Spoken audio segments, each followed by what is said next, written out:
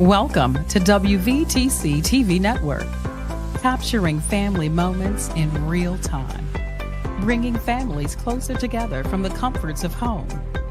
We are unleashing something different to the world. Start your subscription today for the low price of $4.99 per month or $55 annually. Go to www.wvtctvnetwork.com to sign up today. WVTC TV Network is streaming live on 8 different platforms. You can easily download the WVTC TV Network app on the Apple Store, Play Store, Roku, Fire TV, and more.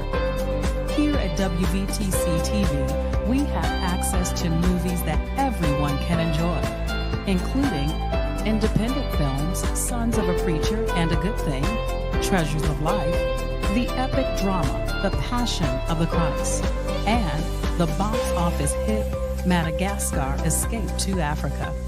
Remember, go to www.wvtctvnetwork.com and sign up today.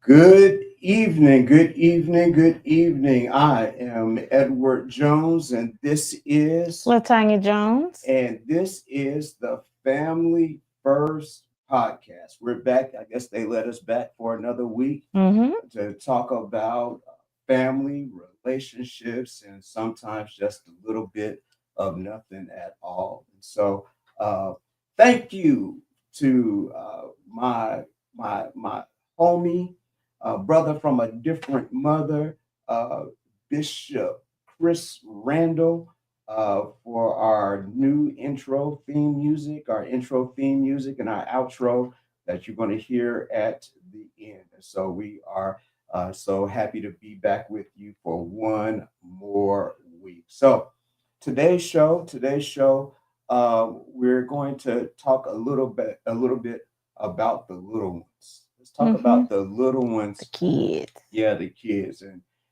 the Bible tells us to train up a child in the way that he or she should go, and when they're old, they won't depart from it. And we have gotten that scripture so wrong. We've gotten it so wrong because we have taken it to mean take the kids to church. And if you put them in church and you teach them about the Lord, that they may stray away for a little while, but when they get old, they will come back to the Lord. They'll come back to church, and everything will be all right. That is not what that scripture means. I'm sorry to bust your theological bubble, but that is not, I don't care what your grandma told you, what your mom and them told you. Yeah. That is not what that scripture means. You know why it doesn't mean that? Because first of all, when it was written to the nation of Israel, there was no church.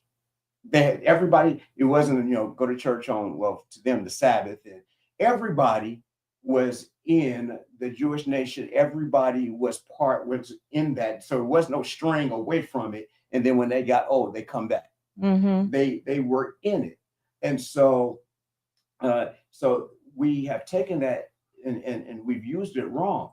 And what this actually means is that we are to find out what our children's proclivities are, what they are good at, things that draw their attention, and push them and encourage them in it, and so that when they get old, they won't say, well, I don't know what to do. I don't know what I'm going to do with my life. They have had the exposure, and you push them to do those things. Now, it may have to do with the things of God in the church. You expose them to things, and they go into ministry or things of that nature. But it goes so far beyond church. It goes on to every aspect of life that makes our children productive citizens. And so what we wanted to do today was talk about how we have gone about directing our children, helping them, lead them in their paths, and some of our secrets, some of our successes, some of our failures with them. And we're talking as the parents of 5 children. 3 of them are in college right now. And then we have the 2 in middle school. Jasmine is a junior. She's a junior. My goodness. She's a junior already. She's a junior. She's a junior at North Carolina A&T University in Greensboro, North Carolina. Joshua is a freshman at Hampton University in Hampton, Virginia. Jonathan is a student at TSU, Tennessee State University. He's taking the semester off. He's in basic training right now because he's doing Army Reserve. And then that the little ones, Jacqueline and Jocelyn, are 2 middle schoolers. So we're going to share with you today some of our successes, some of our failures, things that we've learned in dealing with them. So why don't you lead us off with something that how we have done with our children, something that you feel that parents should know from our successes about how to direct your children into things that they should be doing.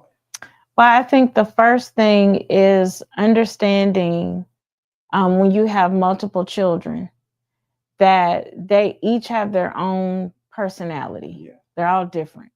So you can't parent them the same. Okay. Yeah. They all have different needs. And that's okay. And so I remember, again, being a first parent to, Jasmine, my first one, and being so nervous, so scared, not knowing really what to do. All I can think about is maybe what my mom did or what I saw other people do. So that's what I did. And then you realize none of that stuff works, right? So then you have to go back to the drawing board. And what I realized just with her, and then when the boys came along, is really taking the time to get to know them, their personalities, really being observant, really watching. I talk a lot to them. We have conversations. And so you realize that each child responds differently. And that's something that I picked up on, and then realizing, okay, the same thing that I do for Jasmine, I can't do for Joshua. And the same thing I do for Joshua, it doesn't work with Jonathan. Right, even though they're twins. Even though they're twins. They're completely different personalities. I always tell people about the big three is what we call them. Is that Jasmine, she was a social butterfly. She was the one that was very social, out there, very outgoing, definitely just loved being around people. But then Joshua and John, they're a little bit more quieter in the house. Yeah, because they had each other. They had each other. Right. So they had their own little group, going on, but they were very quiet. But then noticing even the difference between Joshua and John. Yeah. Joshua always wanted to be an independent person. Right. He always wanted to be on his own. He really didn't want to be a twin. Now he wants to be a twin. Now he doesn't mind it so much. Right. But I remember he didn't want to be a twin. And Jonathan, he held on. He clung to that, being a twin. I'll never forget when we the kids were in daycare, and there was a decision made to split them up, split the boys up into different rooms. And I'll never forget, Joshua was so excited and he was so happy, and he was like, yes, and he didn't think anything twice. But Jonathan, once he figured out that Joshua was gone, he had a complete meltdown. Yeah. He was so upset. Like, what is going on? And who told him that he could go to a different class? Yeah. So he was so upset. So I just began to realize, okay, they have different needs. And I love them all. But how it's expressed, how they receive it, is going to look different. That's good. And so I think that as a parent, especially if you have more than one child, that's something to understand, that what may work for one child, it's not going to work on the other child. And just like now, we're in a situation where all three, the first three, they're out of the house, they're in college doing their thing. And so now we just have the little two. And so, okay, it's like, okay, they're going back to the stage where they are 12, they're young, in middle school. So we're kind of going back through that again. But even realizing, well, what we did with the big three through middle school will not work with these two. Yeah, and that's something that as parents, and some advice that I would give to parents would be, in going back to train up a child. The first thing, before you can train a child, you have to know the child. You have to spend time with the child. And the thing is, and nowadays we wonder why a lot of children seem directionless, and we talk about all these kids not doing this, that, or the other. I believe it's really because parents aren't spending time investing in learning and directing their children. You have to learn them before you can train them. And we have far too many parents trying to live their best life. When you become a parent, living your best life is important, yes, but it becomes you may have made the decision to have the children, so you have to invest in those children, right, to learn them and to to keep them on that path of what so that they'll be productive citizens. They're not just going to get it by osmosis. No, they're not going to get it. You have to spend the time with them. I remember with the boys, especially when they were real young. As a University of Illinois alum, I had season football tickets. I Mm-hmm. would get season football tickets when the team was horrible. I'm not talking about this team that this year. Right. They good now. Right, that's good now. I'm talking about back in the days when we sucked. But every Saturday morning for a home Mhm. football game, I would load the boys up in the car and we would drive from Chicago to Mhm. Champaign. Yeah. It wasn't so much in the uh, the game because they're really too small to really know the ins and outs of football at that time. Mhm. But to be able to spend time with them, to invest in them, to expose them Mhm. to settings like that. And Mhm. so now, even though they're not athletes, but Joshua wants to be a sports writer. Mhm. That is finding that there was something about that setting. So, oh, okay, I can cultivate that, I can push that, and Mhm. so now as a communications major, that's what he wants to do. Mhm. I'm so proud of him. I even see him he's on this campus Mhm. newscast. He does the sports on this campus as a freshman. So those are the type of things, but that had to be me saying, I'm going to take my sons to the game versus I'm gonna grab my boys and me and the fellas are gonna have a good time, Right. because they're too small. They don't really understand football. Right. And so we have to make those investments in our young people. And I think that is so Important. important to them. Mhm. Yeah. It's so important. It's so necessary. Again, I think we've mentioned this in past podcasts how we're also modeling behavior for them. Yeah. So they're able to see. And I think especially with Joshua, he was able to take away a lot just by going to the game. But seeing how you are an avid sports fan, he sees how much you are into ESPN in every sport. So he took that, Yeah. he's paying attention, he's watching.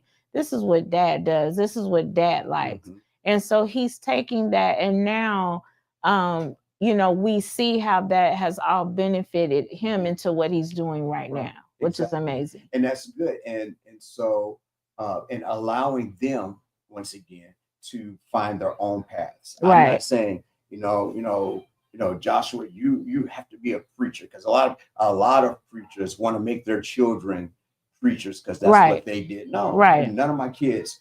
Now, if that happens, if the Lord does that, so that's fantastic. But that's not what I'm pushing them to do. That hasn't been something. Now Joshua will pray for you like nobody's Oh, yes, he business. Yeah, yeah. will. So, but we're finding the ways that they Yeah. will go, Yeah. and so that when they're old, they won't depart from it. But the other piece of that too is so important that you talked about modeling, and I believe, um, and I don't want to step on any toes, but we're going to talk about it today. Um, the reason why we don't have in a lot of our churches, Mhm. or I should say, the reason why there is so much apathy Mhm. toward the things of God by our young people Mhm. um, is because of modeling. Mhm. We have modeled hypocrisy. Mhm. And so if we model hypocrisy, they say they're doing that on Monday through Mhm. Sunday, but on Sunday, then they want to come to church and all that other stuff. As soon as they can, Mhm. they get as far away Mhm. from churches as they Mhm. possibly can. And Mhm. so we need to model. We Mhm. want our children, our young people, to be involved in the things of God. uh, Train them up in the way they should go. And that Yeah. and that and that way, we model it. They cannot be what they have not been exposed to. That's it. They cannot be consistent Christians if they have not been exposed to it Right. on a regular basis. Right. Grandma doing it is one thing, but that is not an exposure that we see, that children see. And that when we have too many grandparents raising their children. Right. They don't have the energy to do things of that nature. Right. And for the grandparents that are doing it, God Bless you. God bless you. Right. You know, that is not something that you were trying to sign up for. Right. But we thank God for you. Right. So so that is something that I think is so important as well. Right. So what is else? What else is something that we have to figure out when we are training up our children in the way that they should go, or how are we raising the kids to be who God has called them to be? Well, I think just in talking about children in church, again, we're modeling that behavior, being authentic. So it's what they're seeing from us. If they're watching us follow God's direction for our life, then I think that it's just something that falls into place. I think about just Joshua recently, in his decision to, what college he was going to go to, and how he wanted to go to North Carolina A&T. He fell in love with it. He wanted to go where his sister was, and he was set on that. That's what he wanted to do. That's where he wanted to go. And but his first scholarship, first acceptance came from Hampton. And he was really excited. But his thing was, okay, well, he said, well, I don't know, Mom. I got to see what God says. I got to, I need to go pray about this. And I said, yeah, that's a good idea. You should do that. So then he said, you know what? He said, I think God has taken me in a different direction. I think that Hampton is going to be my place. And so I was so excited for him when he made his decision. He went, and I know that he probably wasn't 100% sure if that was the right decision. So when he went to homecoming with Jasmine, he said, he called me and he said, Mom, he said, I just want to let you know. He said, yeah, God made the right decision. He said, because North Carolina A&T is not for me. And he says, too many people, it's too big, it's too large. He said, I'm ready to go back to my home by the sea where it's quiet and peaceful. And so I was just so excited just to hear him say that. And I think he was able to get that because he's able to hear us talk. This is how we talk. Before we make a decision, let's pray about it. What does God say? Is this what God wants for my life? We're always praying God's will. And that is what we teach the children. So because that is a part of our speech and what we teach them, then now they model that behavior because they seen that from us. And I think that's important that you have young people now that are thinking instead of what does social media say? What does popular opinion say? But what does God say? And that's so important. And let me say this too. We don't believe it, but our young people are seeking our approval. They want our approval. They want us to be pleased with the decisions. They're looking for validation. And if we're not spending the time with them, we're not praying with them, we're not doing that, they're going to find that validation somewhere else. They need it. All of us need validation from the womb to the tomb. We all need validation, and we need to know that somebody cares. We need to know that somebody desires, and that is so more true for our young people. So we have to be able to do that.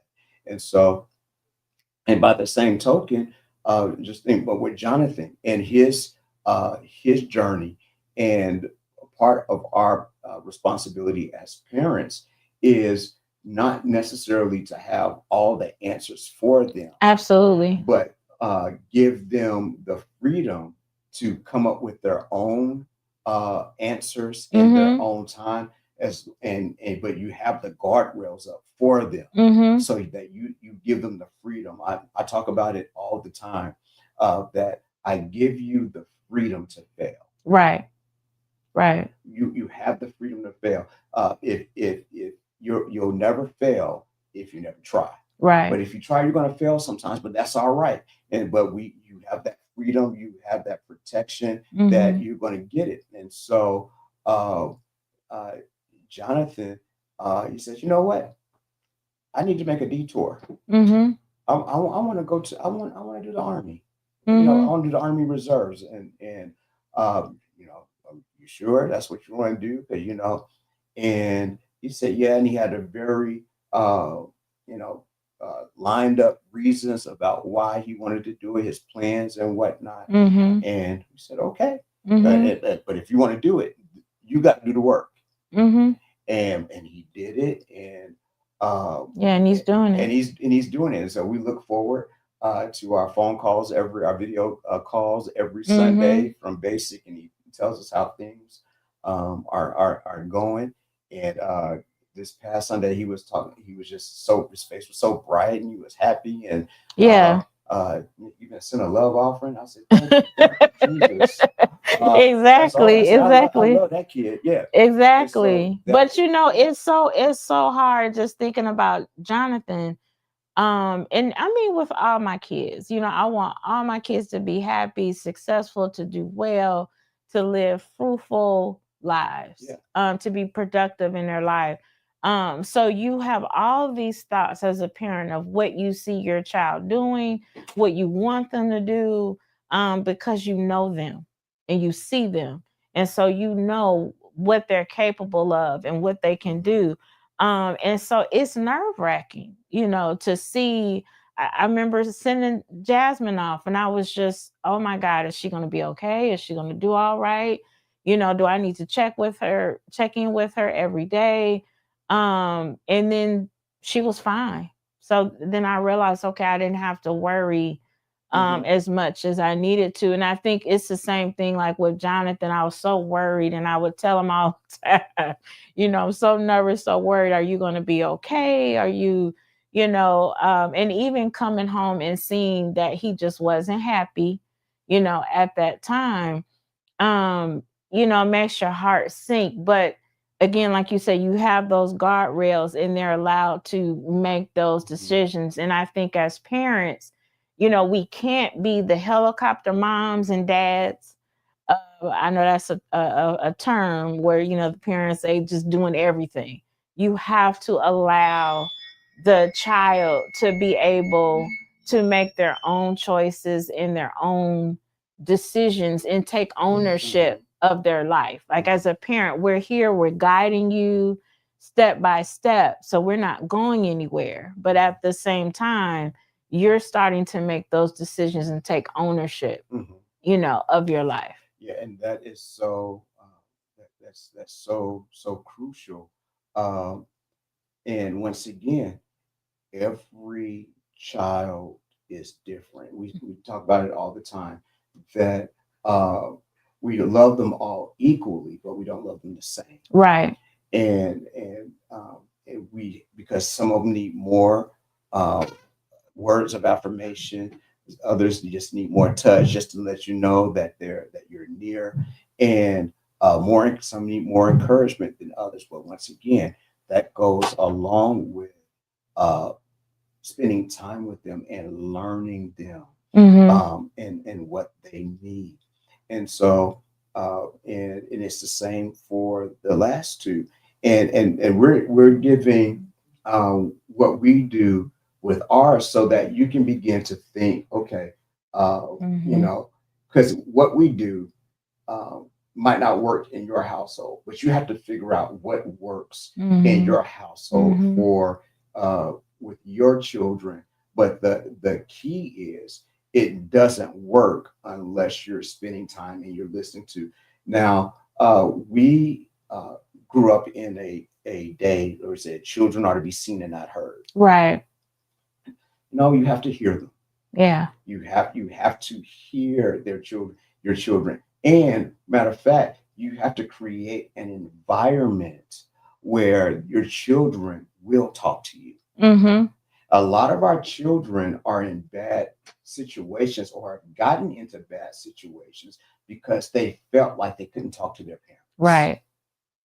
And they are seeking advice or comfort From the from wrong the people. wrong people in Yeah. the wrong places. Mm-hmm. And I tell my children all the time, I love you more than anybody else because I don't want nothing from you. Mm-hmm.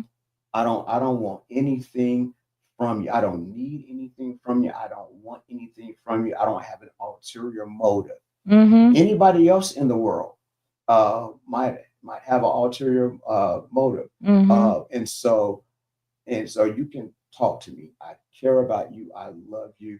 Uh, you cannot uh, uh, do anything that's going to make me love you any less. Mm-hmm. But we can get through this if we can get through this together. If you talk to me, we can work this out. I'm doing. We talked last week about being teammates. Mm-hmm. We are going to be great teammates Mm-hmm. if we communicate. Right.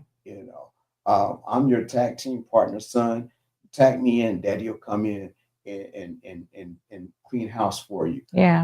The same way with the girls.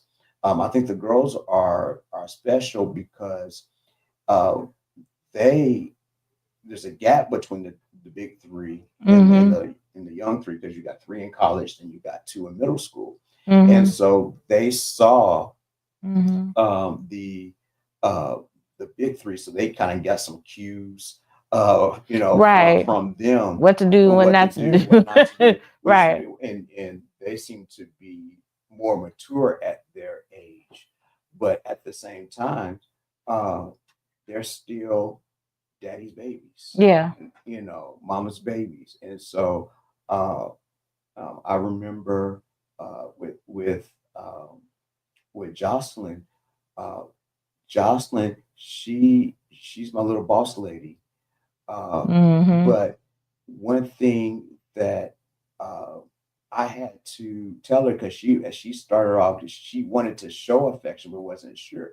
And one day I said, Jocelyn, you know what I love from you?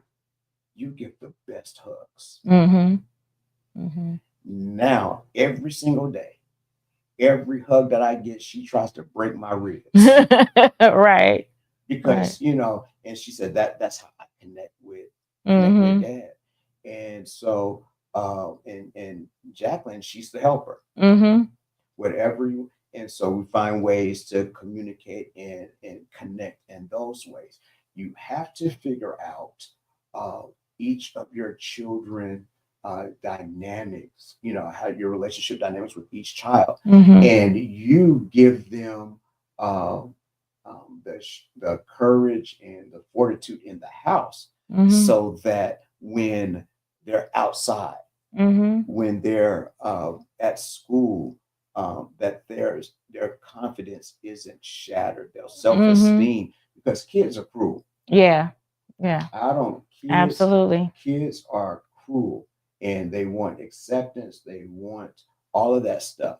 And if they know that they are loved and accepted at home, it makes it better, it makes it easier for them when they're in their situations, when they're interacting with students, with other children that don't have the structure in their homes, and so they act out because they don't have Mm-hmm. those relationships. So tell me something that you do with the girls that that's just unique to you, that you're seeing how you're pushing, not pushing, but you're leading them in the Mm-hmm. way that they should go. Mm-hmm. That you're noticing. I know a couple of things that you're doing, but you tell me a couple of things that you see yourself doing with the girls that are shaping them in the way that they should go. Well, I think definitely we've been having a lot more conversations in terms of things that they like to do, Hmm. helping them to really discover there are different things that they like to do. Like Jocelyn, she is getting into theater, and she likes music. And so but also she prides herself on being very smart. Yes. So that is one of the things that she is very proud of, how well she does in school. She's at the top of her class and just being the best at everything. So talking to her about being humble and staying humble, Yes. but at the same time allowing herself to be able to ask for help when needed, but then also to be strong in what she's doing. So to have that balance. So that is something that I know with her I'm doing. And then with Jacqueline, it's always really helping her to get her confidence level up. So that she's, excuse me, not necessarily comparing herself to her sister, because she does that a lot. So she looks at Jocelyn and she's looking like, okay, well, she's doing this, and so okay, I guess I can't do it, or maybe I won't do it well. And I realized that I think, like with the boys, I don't think I did that enough. I don't think I did. It's not something I really paid attention to, just in terms of how they would compare themselves. And it would be more so John comparing himself to Joshua than anything. So I don't think I really noticed that until they were much older. But I recognize that with the girls, and I noticed in the little different things that they may say, especially Jacqueline, that she'll say, oh, Jocelyn's really smart, because the kids listen to her in the class. They don't listen to me, though. But they listen. But what she doesn't realize is that they listen to Jocelyn because Jocelyn is bossy. Right. And so, and so she has not, put two and two together. Right. Like, oh no, they listen because she's bossy. She has that personality. Right. Right. And where Jacqueline is more gentle. Right. And so, but nurturing and finding the place where that gentleness comes. It should be important and be used. I remember, well, we just had a conversation about this on, was it Friday? Saturday. The conversation we had on Saturday when Jocelyn became the president of her youth was a Miket group, and Jocelyn, they both ran for president, or the president. And I said, wait a second, why are both of you running? Right. No, you don't do that. Right. And so part of me was excited and happy that Jocelyn kind of got out of her comfort zone, her shell to do it. But at the same time, y'all two need to huddle up, and you don't compete against one another. Right. You guys are supposed to have each other's back. Right. And nothing should split. There should never be a choice between the two of you. And so that's something that noticing. Yeah. And having to deal with that with the boys. Dealing with that with the boys and girls. Right. Hey, no, if she like one, and they break up, no, you don't go back. Right. We don't. Right. Teaching them the code. We got to teach them all the stuff, and so you have to be cognizant of that, because you don't want them to be at each other's throat. And I was even mindful. We were even mindful of this when we named the boys. And you said, what do you mean? So my name is Edward Jones IV. So I'm the firstborn son of my dad, Edward Jones III, who is the firstborn son of his father, Edward Jones Jr., who's the firstborn of his father, my great-great-grandfather, Edward Jones Sr. So everybody would ask, okay, when you have a son, you're going to name your firstborn son Edward Jones V. We had twins. Yeah. And so there was a decision to make. Was I going to be about ego and name my first son Edward Jones V? Sounds good. But then we started to think, wait a second, they're twins. And do we give one son the name Edward V? And the only thing that he did was get pulled out a couple of seconds before the other one.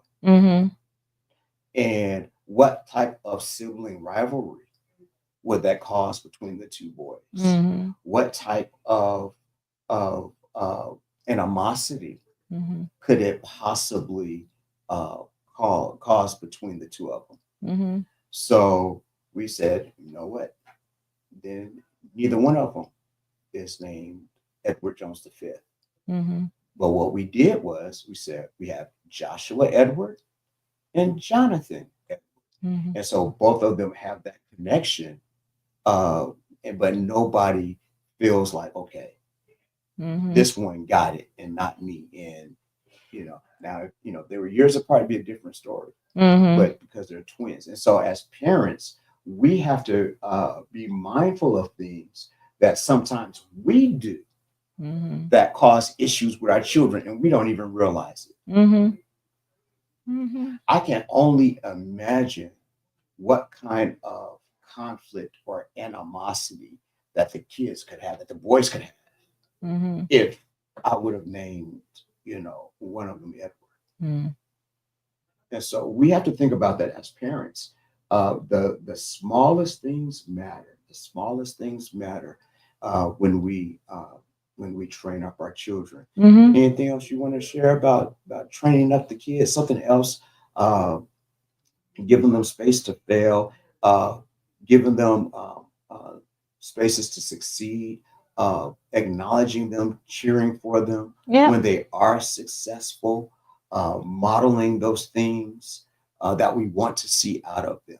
Letting them know it's okay. Like you don't have to get it right on the first round. So if you make a mistake, if there's an issue, like our love is unconditional.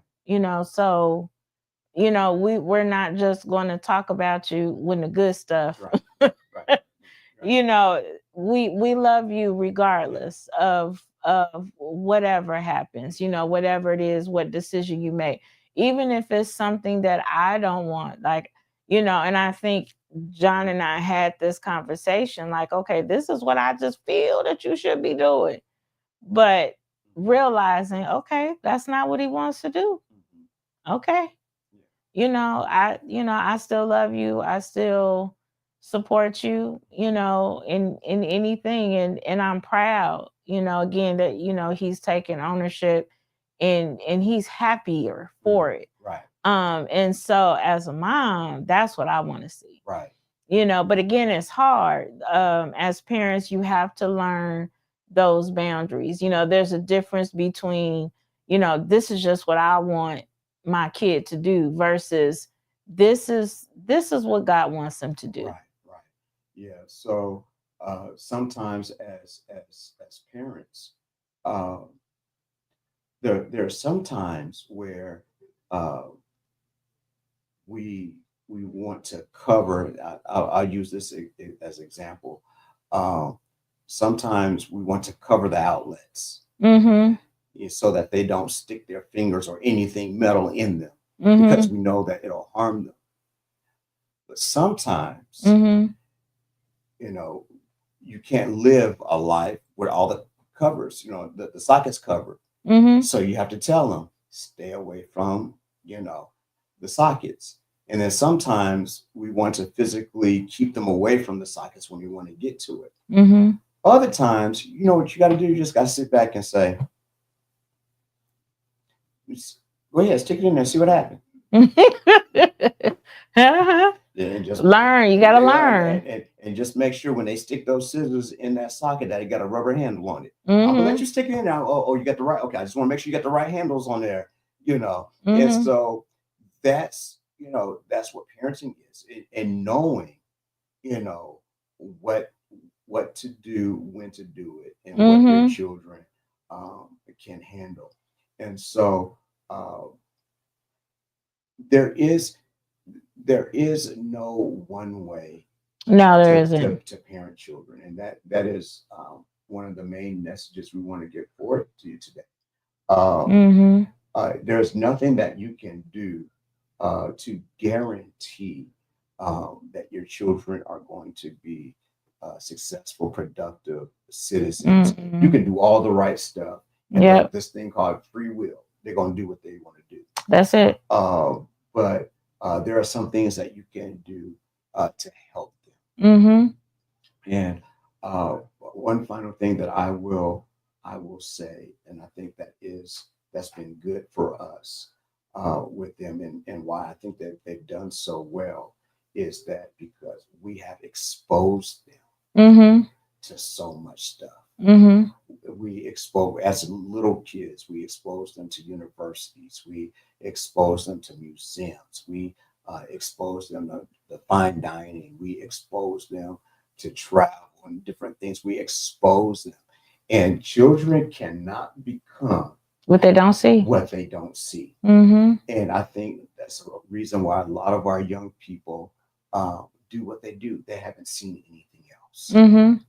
And so if you have a young person that you are the parent of, or you just have a niece or nephew, you have a grandchild or whatnot, make a little sacrifice and spend some money to take them somewhere that they've never Mm-hmm. been before. Mm-hmm. Show them something they've never seen before. Mm-hmm. There are children in Chicago that have never seen Lake Michigan up Yeah. close and personal. Yeah. Or been outside of Chicago. Yeah. So uh, expose them to something. To, And don't be afraid to let your kids venture off and just come out of their immediate yeah, surroundings. yeah, I think that's something else is important. I've been amazed just over the last couple of years talking to several parents who refuse to let their kids go out of state for college. Now, I understand there is a cost for out of state tuition. I do yeah, get that. And I understand that. But more so, parents are not afraid of that. They just, well, my baby out there yeah. I and can't get to them. I can't get to them and I don't know, I don't know anybody out there. They don't know anybody out there and they're afraid. And it's like you'd be so Yeah, surprised of what your young person can yeah. accomplish if you just allow them to spread their And wings. don't put your fear on them. Right, right, And sometimes our insecurities, we put that on our children. right, Don't do it. Don't right. do it. Don't do it. Our children are so resilient. Uh, but and the last thing I'll say is, and I'll bring it back to, if you don't know what to do, pray. Pray. That's If the you don't big know what to thing. do, pray. Pray. Lord, help me with these children. We had 3 in diapers at one time. Oh, that was a constant. That was a Yeah. constant ask. So, Lord, please. so pray, Right. pray. And I thank God, not because we're so smart, but because He's so faithful. Absolutely. So Amen. I think we'll put a pin in it right there Yeah. until next week. Absolutely. All right. So once again, um, this with our conversation today is about training up our children in the way that they should go. Find out the way that they should go. Help them, guide Yeah. them. Don't let them give up. Don't let them be quitters. Don't let them give up, and they will be productive citizens. I am Edward Jones. This is Latanya Jones. Yes. And if you want to see us again before next Tuesday, come and see us at Grace Grace. Missionary Yes. Baptist Church, where we are located at 16650 Crawford Avenue in Markham, Illinois. Our website is thegracenbc.org. You can see us there, see us on Facebook.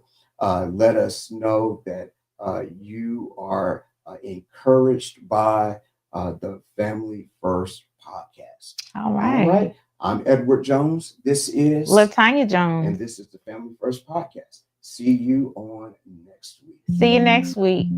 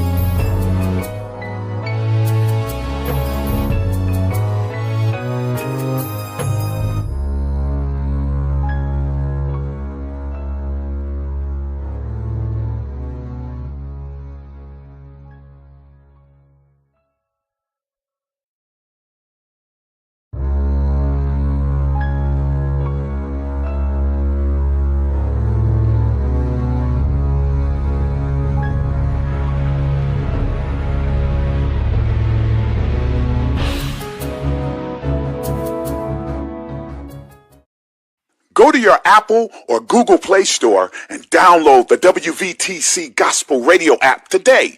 You can also say, Alexa, play WVTC Radio Skills. Would you like to play WVTC Radio Network? Absolutely. Download it today. Views made on the preceding program are not those of WVTC Radio, iNetworks Communications, or their financial supporters. Winning victory through Christ, WVTC Allsip Chicago, an iNetworks communication station.